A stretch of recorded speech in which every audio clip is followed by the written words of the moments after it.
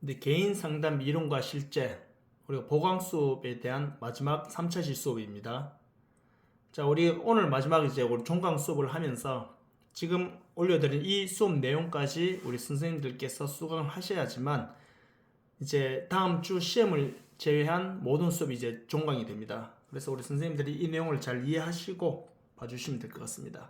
자, 우리가 인지행동 치료에 대해서는 우리가 오늘 수업 시간에 잠시 다뤘던 것처럼 뭐 여러 가지 말 그대로 이 화면에 보이는 인지, 결국 인지 치료하고 인지 행동 수정이 합쳐진 그런 치료적 접근 방법이라고 그랬는데, 결국은 뭐냐면은 뭐 수업 시간에 제가 계속 강조드렸던 것처럼 인지되는 것, 사람들이 그 인지되는 것들이 결국에는 뭐 여러 가지 방법으로 우리가 나타나는데, 이 잘못된 비합리적인 그러한 이제 정서를 가지고 비합리적인 사고를 하게 되고, 뭐 그렇게 해서 비합리적인 행동이 나오게 되면은 계속 악순환이 되겠죠. 뭐 예를 들어서 우리 선생님들도 뭐 쉽게 말해서 우리가 공장에서 어떠한 물건이 만들어지면은 어느 한 곳에서 오류가 발생하면은 그대로 계속 이 컨베이어 벨트가 계속 돌아가면은 계속 불량품은 계속 만들어지는 거죠. 어떻게 해야 됩니까? 기계를 스탑시키고 들어가서 오류가 내는 잘못 불량을 발생시키는 그 원인을 수정하지 않으면은 계속 그것이 반복되어서 불량 제품만 나오겠죠. 그것처럼 사람은 누구나 자신이 가지고 있는 이 생각에 따라서 행동이 만들어져서 그것이 모양으로 나온단 말이에요. 그렇기 때문에 결과적으로는 그런 이제 인지되는 것도 우리가 어떻게 생각해야 되냐면은 잘못된 인지, 우리가 오늘 수업 시간에 배운다면 비합리적인 그러한 정서에 의해서 비합리적인 사고를 하게 되고, 그로 인해서 비합리적인 행동이 나타나게 되고, 이게 계속 반복된다 했잖아요. 그래서 거기에 대해서 개입을 해서 치료하는 거, 그것이 인지된 것에 대한 치료와 그로 인해서 나오는 행동에 대한 수정, 이것이 연합되어서 인지행동치료라고 그렇게 수업 시간에 말씀을 드렸습니다. 그래서 우리가 여러 가지가 있는데, 그 중에서 이 심리교육 소크라테스식 질문법, 여러 가지 연역법, 이 내용들은 우리 선생님들이 참고로 잘 봐주시면 되는데, 우리 김일라고사의 소크라테스식 질문법이 나오니까 간단하게 한 말씀드리면은, 이 소크라테스 질문법은 굳이 말하자면은 단순히 지식을 전달하는 것이 아니라 이 연속적인 질문을 통해서 상대방이 스스로 생각하고 결론에 도달하도록 돕는 대화 방식이라고 생각하시면 됩니다. 그래서 소크라테스는 이것을 바로 뭐라고 했냐면은 이 삼파술이라고 불렀어요. 우리 선생님들은 이 삼파라는 말을 요즘 MZ 애들도 잘 모르더라고요. 삼파, 뭐 옛날에는 뭐 지금이야 아기를 낳을 때 다 병원 가서 다 낳았지만, 옛날에는 병원이 없었잖아요. 병원에 있었지만 이용할 수가 아무나 빨리 갈 수 있는 그런 시대가 아니었잖아요. 뭐 죄송하지만 지금 우리 수업을 듣는 선생님들 중에 자녀가 아직 학령기 어린 자녀들이라면 다 뭐 산부인과에 대한 접근성이 너무 좋았지만, 예를 들어서 지금 한 60대, 60은 아니다, 한 70대 되시는 분들이라면은 병원을 물론 그때도 잘 갔지만 지금처럼 이렇게 산부인과가 보편적으로 접근성이 좋은 시대는 아니었죠. 지금 한 60대, 70대 되시는 분들은 뭐 그 위에는 더 말할 것도 없고요. 산파가 뭐냐면 아기를 낳을 때 이 임산부를 도와주는 사람이잖아요. 그래서 소크라테스는 이 산파술, 그래서 이것은 마치 산파가 아기를 낳는 것을 돕는 것처럼 질문자가 상대방이 내면의 지혜를 낳을 수 있도록, 내담자가 자신의 이 어찌 보면은 잘못된 비합리적인 사고나 비합리적인 이 정서를 통해서 잘못된 행동이 나오는 것이 아니라 이 사람이 합리적으로 생각하고 합리적인 정서 속에서 올바른 행동이 나올 수 있도록 그것을 이 소크라테스식은 뭐라고 표현했냐면은 그런 올바른 방법과 행동이 나올 수 있도록 자기 몸에서 나와야 되니까 이거를 시키면 낳는다 표현했거든요. 그래서 이렇게 하는 게 도와주는 게 바로 뭐냐면은 이 소크라테스식 질문법을 통한 삼파술이라고 받는 거예요. 그래서 우리가 여러 가지 중에 뭐 다양하게 나타날 수 있는데, 뭐 우리가 왜라는 단어가 나오게 되면은 상대방의 답변에 대해서 왜 그렇게 생각하세요? 뭐 그 근거는 무엇인가요?와 같이 심층적으로 질문하는 경우, 뭐 이런 경우도 우리가 뭐 여러 가지 질문법이라 볼 수 있는데, 뭐 또는 이제 우리가 가정에서 하는 질문, 뭐 만약 뭐뭐 어떻게 하면 어떻게 될까요? 이런 거 있잖아요. 만약에 어떻게 된다면은 그렇게 생각 안 하고 다르게 생각하면 또 어떻게 될까요? 이렇게 뭔가를 가정하면서 하는 질문들, 또는 뭔가에 대해서 본질에 대해서 질문하는 경우, 또는 좀 더 쉽게 이해하기 위해서 뭐 좀 더 이제 구체적인 예를 들어서 설명하는 경우, 뭐 이런 것들이 다 소크라테스식 질문법입니다. 그래서 여기서는 여러분들 하나만 기억하시면 됩니다. 연속적인 질문을 통해서 상대방이 스스로 생각하고 스스로 좋은 결론에 도달할 수 있도록 도와주는 방법이 바로 뭐냐면 소크라테스식 질문법입니다. 그래서 소크라테스는 아까 말씀드렸듯이 삼파술로 그렇게 표현했다는 거. 뭐 그 내용을 일단 여러분들이 잘 한번 이해하시고 보시면은 크게 어렵지 않게 보실 수 있을 것 같습니다. 뭐 연역법은 뭐 몇 번 말씀드렸으니까 그 정도로 이해하시면 될 것 같고요. 그리고 뭐 합리 정서 행동 치료에 대해서는 이 엘버트 앨리스 같은 경우에는 뭐 여러 가지 중에서 지금 제가 밑줄 치는 부분, 이 부분이 제일 좀 우리가 좀 관심 있게 보셔야 된다고 제가 말씀드렸죠. 그래서 이 비합리적인 사고에 의해서 잘못된, 우리가 합리적이다 비합리적이다 말 많이 쓰잖아요, 그렇죠? 그래서 개인에게 나타나는 그런 이제 잘못된 인식과 잘못된 그런 인지가 바로 뭘로 나타나는, 외부의 잘못된 행동으로 나타난다는 거. 뭐 그걸 계속 말씀을 드렸었고요. 그래서 핵심적으로 보면 비합리적인 신념, 뭐 제가 수업 시간에도 잘못된 사고를 가진 사람, 잘못된 생각을 가진 사람이 신념을 가져버리면요 굉장히 위험해지거든요. 뭐 예를 들어서 지금 우리나라 이제 대통령이 이재명 씨가 이제 대통령이 되었어요. 여기에 대해서 어찌 보면은 이 보수 쪽에, 그러니까 김문수 씨 후보하고 이준석 씨가 나온 표, 이게 보수표잖아요. 보수 진영표가 진보 이재명 씨가 득표했는 것보다 더 많이 나왔거든요. 그렇기 때문에 결과적으로는 이제 이재명 씨가 이 모든 이제 뭐랄까요, 이 개파를 막론하고 모두를 다 아우르면서 정치를 이제 잘해야 되겠죠. 그런데 이거를 어떻게 해요? 만약에 예를 들어서 그럴 일은 없겠지만 잘못된 그런 신념을 가지고 내가 이제 대통령이 되었으니까 막강한 권력을 가졌잖아요. 그리고 국회의원 숫자까지도 과반수를 가지고 있잖아요. 모든 법을 일사천리 통과시킬 수 있습니다. 원래 국회에서 뭔가 통과됐을 때 대통령이 그걸 보류시켜버리거나 이런 권한이 예전에 있었는데, 이제 대통령도 민주당이고 국회의 과반수도 민주당이에요. 그러다 보니까 이제 나라를 이제 더 잘 다스려야 되겠죠. 그런데 만약에 예를 들어서 잘못된 신념을 가지고 있으면요, 이건 이제 걷잡을 수가 없게 되는 거예요. 이런 것처럼 아까 말씀드린 것처럼 이 비합리적인 신념, 이것이 결국 뭐냐면은 문제를 발생시킬 수가 있겠죠. 그래서 거기에 대해서 어떻게 해야 될까요? 그렇죠. 잘못된 것이 있으면은 아까 전에 말씀드린 것처럼 여러 가지 방법을 통해서 수정해 줘야 됩니다. 그래서 지금 우리나라 같은 경우는 이제 이재명 씨가 대통령이 되어서 이제 정치를 이제 시작했는데 일주일 되었잖아요. 그렇기 때문에 우리가 이제 뭘 이제 중요시 얘기해야 되냐면은 바로 가장 대표적으로 내가 원하는, 내가 지지했는 사람이 대통령이 안 되었다고 해서 무조건 반대하고 막 이런 개념으로 가면은 나라가 더 혼란스러워질 수 있겠죠. 그렇기 때문에 뭐 이재명 대통령도 뭐 보수도 잘 아우르면서 진짜 한쪽에 치우치지 않은 정말 올바른 또 정치를 해야 되겠죠. 그리고 또 국민들 입장에서는 또 지지도 하고 응원도 해야 되겠죠. 물론 견제하는 역할도 당연히 해야 되겠지만, 그렇기 때문에 그런 식으로 일단 이해하시면 되겠고요. 당위주의 말씀드린 것처럼 당연히 뭐뭐 해야 된다는 거, 반드시 뭐뭐 해야 된다는 거, 하지 않으면 안 된다라는 거, 뭐 이런 개념이 있기 때문에 또 이제 문제로 이어지는 경우도 많이 있겠죠. 그래서 아까 제일 밑에 한번 보세요. 사람들이 일상에서 정신건강을 유지하기 어려운 이유는 이거 자기 패배적 신념을 내면화해서 스스로를 어떻게 해요? 정서적 혼란스럽게 만드는 경향이 강하기 때문에, 저도 마찬가지지만 우리 선생님들도 한번 보세요. 뭔가 실패하거나 뭔가 문제가 발생했을 때 뭐 이런 말 좀 들어서 좀 뭐하지만 때로는 우리가 이런 말 많이 하죠. 자기 스스로 자기 당착에 빠져서, 아니면 다른 표현하면은 어떤 사람은 자기 스스로 자기가 자기 함정에 빠져가지고 실패하는 사람들도 굉장히 많이 있단 말이에요 지금요. 그렇기 때문에 그런 맥락으로 우리가 다양하게 또 한번 뭐 접근해 볼 필요성도 있는데, 일단 그런 의미로 여러분들이 한번 생각해 보시고 이해해 주시면 될 것 같습니다. 자, 그 다음 정서장애.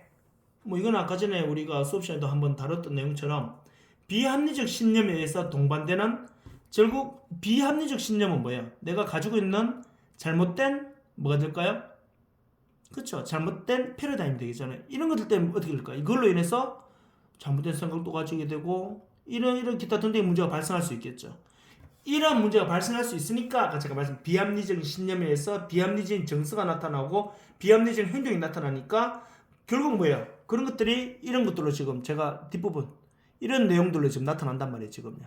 그렇기 때문에 어떻게 해야 됩니까? 이런 것들을 아까 앞에 말한 소크라테스 질문이나 연역법이나 기타 등등으로 인해서 우리가 뭘 해야 될 필요성이 있을까요? 그렇죠. 이 수정해주고 바꿔줘야 될 필요성이 있겠죠. 그렇기 때문에 또 아까 전에 우리가 말씀드린 것처럼 이 두 번째 줄 보세요.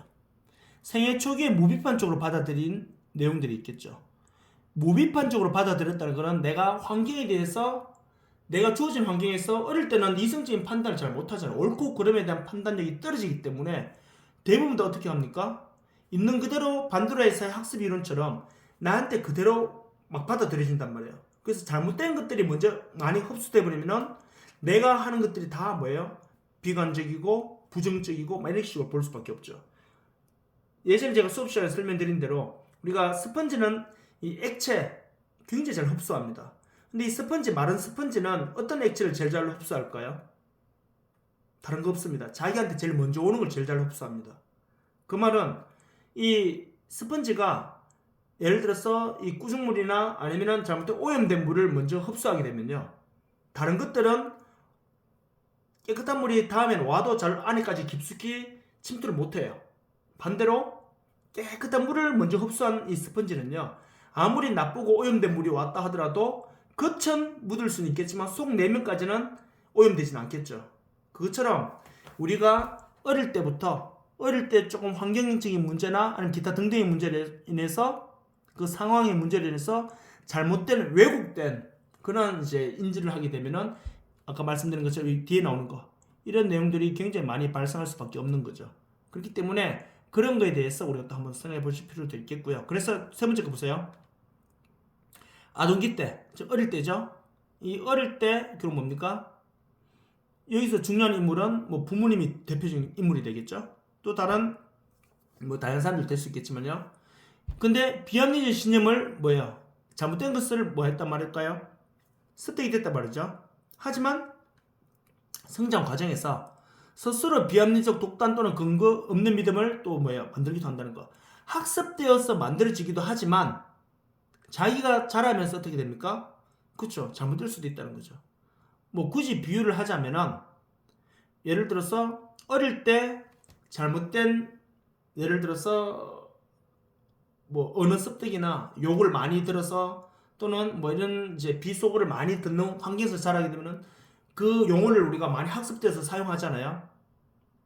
그런데 자랄 때는 우리가 이런 식으로 생각해 보세요. 부모님은 정말 좋은 말 쓰고 애한테서 바른 말 쓰고 정말 좋은 환경에서 애가 잘 자랐어요. 그런데요, 얘가 학교도 가고 성장해 가면서 어떻게 합니까? 이 성장 과정에서 자기가 어떻게 합니까? 나쁜, 쉽게 말하면 어느 상황에서 욕도 하게 되고 그 사람이 짜증도 내게 되고 이런 것들도 안에서도 만들어질 수도 있겠죠. 물론 이제 그 안에서 만들어지는 것도 어딘가에 또 학습될 수도 있지만 우리가 아무리 정직하고 깨끗하고 좋은 환경에서 자랐다 하더라도 그런 사람이 짜증 한번 안 낼까요? 그런 사람이 크면서 좋은 말, 바른 말만 할까요? 그건 아니잖아요. 성장 과정 스스로도 그것이 만들어질 수도 있거든요. 그렇기 때문에 이 정서장애는 이 두 번째 줄에 생애 초기에 왜곡된 잘못된 인지나 환경에 의해서도 만들어지지만 또 그런 외적인 경우도 있다라는 거, 그걸 일단 여러분들이 봐주시면 될 것 같습니다. 그리고 밑에 내용들도 같이 그런 맥락에서 한번 봐주시면 될 것 같습니다. 그리고 당연히 상담을 하는 목표, 상담하는 목표는 당연히 뭘까요? 뭐 여러 가지가 있겠죠. 결국에는 상담을 할 때는 뭐 당연히 문제 행동의 제거보다는 말이 나왔다고 해서 문제 행동을 제거하는 것이 의미 없다 말은 절대 아닙니다. 문제 행동의 제거도 중요하지만 문제 행동을 일으키는 뭔가가 있겠죠. 거기에 대해서 어떻게 해요? 좀 더 확실한 해결 방법을 찾고 뭔가를 이제 도와주는 그것이 바로 뭐냐면은 이 인지행동 치료의 어찌 보면은 또 하나의 목표다 생각하시면 됩니다. 그래서 그렇기 때문에 우리가 제가 지금 이제 파란색으로 했던 부분을 우리 선생님들이 오해하시면 안 되는 게 바로 뭐냐면은 문제행동 제거보다는이라고 나오니까 당연히 이제 문제행동의 제거는 크게 의미가 없고 이런 뜻이 절대 아닙니다. 문제 행동의 제고도 굉장히 중요하지만 하지만 이 문제 행동을 일으켰던 뭔가 원인이 있겠죠. 그 원인을 찾아서 이렇게 어찌 보면은 이제 치료해 주는 거. 치료를 하니까 너무 거대하게 들릴 수 있는데 수정해 줄 수 있다. 이렇게 또 표현할 수 있겠죠. 뭐 그렇게 일단 봐주시고 제일 마지막에 한번 보세요. 내담자가 자신을 있는 그대로 받아들일 때 타인과 삶 역시 무조건적으로 수용할 수 있겠다. 이 말은 바로 뭐냐면은 내담자가 자신을 받아들이는 수용한단 말이잖아요. 내담자가 자신의 모습을 예를 들어서 제일 대표적인 케이스가 바로 뭐냐면은 예를 들어 우리가 욕을 한다 가정해 볼게요.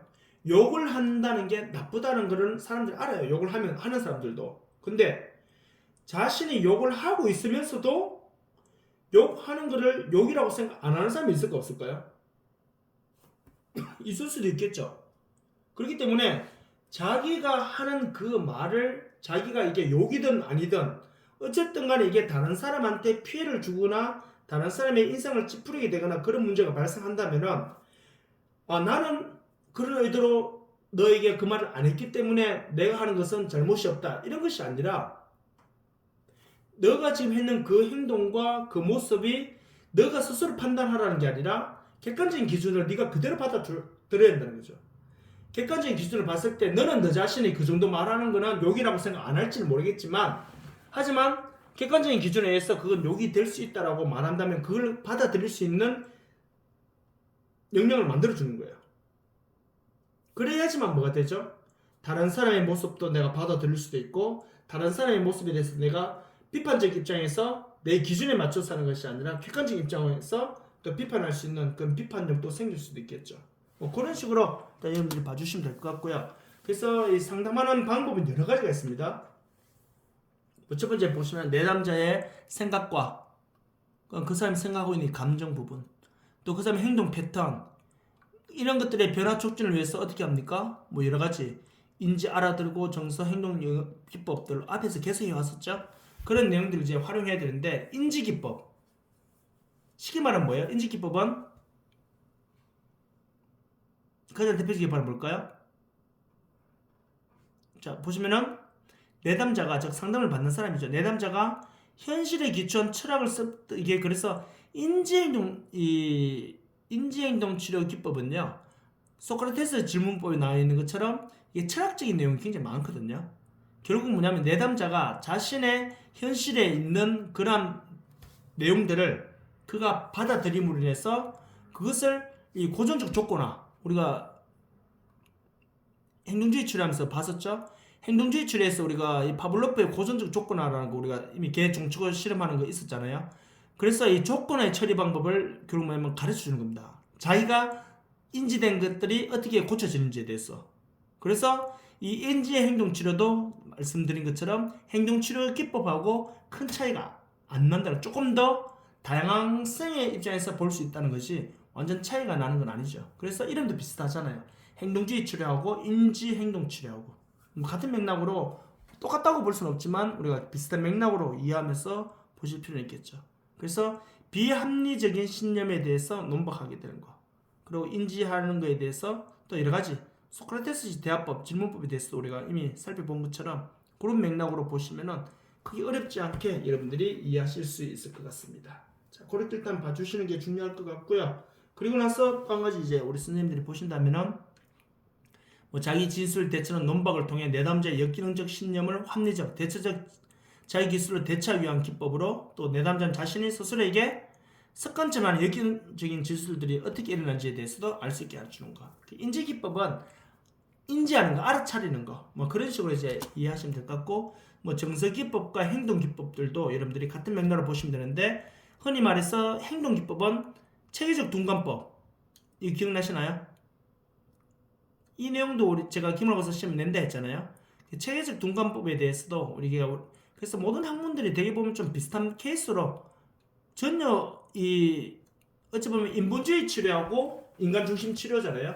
그래서 인본주의 인간 중심 치료하고 행동주의 치료하고는 개입하는 방법이 좀 많이 다를 수는 있어요. 이 내담자에 대해서 능동적으로 대처하느냐 수동적으로 좀 대처하느냐 차이는 있을 수 있는데 결과적으로는 이 다학제적 접근에서 본다면은 크게 뭐 이렇게 우리가 칼로 무자르듯이 이렇게 탁 잘라서 이렇게 우리가 구분하지는 않는다는 거. 그러다 보니까 선생님들도 이제 한 학기를 공부하시다 보니까 이 통섭이라 그러죠. 다학제적 접근에 의해서 학문들이 어떻게 합니까? 출발선은 좀 다르고 바라보는 패러다임은 좀 다르지만 마지막에 도달하는 부분은 좀 비슷하게 돌아갈 수 있죠. 그렇죠? 그렇기 때문에 우리가 이 다원주의적 입장에서 출발해서 도달점은 내담자를 위한, 내담자에 대한 변화 이런 식으로 비슷하게 우리가 도달하기 때문에 우리 선생님들이 그런 이제 어찌 보면은 내용을 우리가 좀 더 받아들일 수 있는 기회도 될 거야 아마. 이런 건 앞으로도 우리 선생님들이 다음 학기도 이제 여러 과목을 또 배우시다 보면은 지금 우리 선생님들이 원예 치료나 이런 과목을 배우시는지는 잘 모르겠지만 원예 치료 또 음악 치료 이런 것들도 다른 프로그램이 많이 나오거든요. 그런 다음 학기 되면 수업이 또 재밌어요. 이제 직접 배워보시면요 우리 선생님들이 2학기 수업이 1학기보다 1학기 때는 조금 더 우리가 이 이론적인 공부를 했다면은 2학기 때는 이 실습적이고 좀 이제 실험적인 내용들이 많이 나오거든요. 물론 이제 그거를 전담하는 또 교수님들이 있어요. 이 도구를 가지고 와서 말 그대로 같이 도구를 활용해서 하는 수업. 또 원예치료 같은 경우는 뭔가를 만들거든요, 수업 시간에요. 그래서 만들어서 자기 기념품을 가져가는 경우도 많아요. 근데 그런 수업이 학교에서 이 재료까지 다 공급이 되거든요. 재료비를 따로 내는 게 아니라. 그렇기 때문에 우리 물론 이제 그 재료비가 물론 여러분들 등록금에 들어가 있지만 그래서 일단은 그렇게 다양한 수업이 또 이루어지는데 물론 이제 저는 이제 이론적인 수업만 하겠지만 이 원예 치료나 또 다른 뭐 이런 기타 방법에 보면은 재밌는 내용들도 많이 나오니까 수업하시기는 별로 어렵지 않게 더 하실 수 있을 거예요 아마. 일단 그렇게 이해하시면 되겠고요. 이 내용이 우리가 슬라이더 총 수업 자료 9개가 우리가 첫 수업 시간부터 이제 마지막 수업까지 다 정리를 했고요. 우리 선생님들은 이 수업 내용까지 이제 수강하신 다음에 이제는 선생님들이 그 내용을 보시고 이제 시험도 준비하시고 한 학기도 이제 잘 마무리하셨으면 좋겠어요. 자 그러면은 우리 선생님들은 제가 왜 수업 시간에 서술형 문제 4문제를 말씀을 드렸잖아요.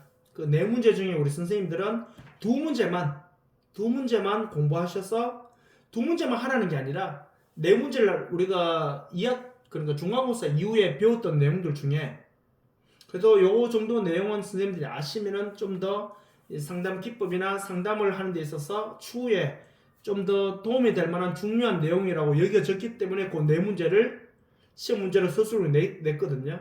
그러면 선생님들이 이제 공부를 하셔야 되겠죠. 그 4문제를 한번 정리해 보시면서 정리한 게 또 공부가 되잖아요. 그리고 나중에 자필로도 쓰셔야 되겠죠. 그렇게 한 번, 2번 쓰시고 나면은 훨씬 공부가 많이 잘 되거든요. 그렇게 하신 다음에 우리 선생님들이 공부를 해보시고 본인한테 조금 더 본인에게 공부가 잘 되는 내용을 우리 선생님들이 시험에서는 2문제만 작성하시고 서술형은 그리고 이 주관식, 갈로 넣기, 단어 쓰는 문제가 4문제가 나온단 말이에요. 2문제를 제가 수업 시간에 설명을 드렸고요. 나머지 2문제는 읽어보시면은 아마 선생님들이 프린트물을 안 찾으시고 바로 답을 쓰실 분들도 최소 절반 이상이 되실 거예요 아마. 제가 장담하건데 우리가 한 20분 중에 21분인가요? 자기 결세 빼고 나면 20분 되시죠? 20분 중에 제가 봤을 때 많게는 한 14~15분까지도 문제만 읽고 바로 답을 쓰실 수 있을 거예요 아마. 그리고 또 한 문제는 뭐냐면요. 지금 우리 6주차 6번째 수업 자료 이후에는 그 내용이 그 단어가 없을 수도 있어요. 하지만 문제를 꼼꼼히 읽어보면요. 제가 수업 시간에 계속 강조했던 그 단어거든요. 그 용어예요, 용어. 예, 그렇기 때문에 그 용어를 선생님들이 문제만 꼼꼼히 읽어보면은 문제에 답이 숨어 있어요. 그 단어예요, 단어. 한 단어예요. 한 단어인데 수업 시간에 누누이 계속해서 강조했던 내용들이에요. 왜냐면 이게 돼야지만 결국 뭐가 되냐면요. 진짜 건강한 상담이 이루어질 수 있거든요. 라포는 아니고요. 라포는 아니고 라포 관계도 굉장히 중요하지만 그러기 위해서 우리가 또 뭐예요? 이 상담자와 내담자 간에 꼭 있어야 될 내용들이거든요. 그렇기 때문에 상담자의 역할이 굉장히 크죠. 이걸 하기 위해서는. 이미 역량적으로 잘 준비되어 있어야 되니까. 그래서 이 내용을 우리 선생님들이 잘 숙지하셔가지고 아마 시험을 준비하시면 어렵지 않게 이해하실 수 있을 것 같습니다. 자, 여기까지 우리가 한 학기 공부했던 전체 내용이고요. 우리 선생님들께서는 이제 시험 준비 잘 하시고 그리고 이 과목뿐만 아니라 다른 과목까지도 시험 준비 잘 하셔가지고 좋은 결과 있었으면 좋겠습니다. 자, 수고 많으셨고요. 수업은 여기서 마치겠습니다. 수고하셨습니다.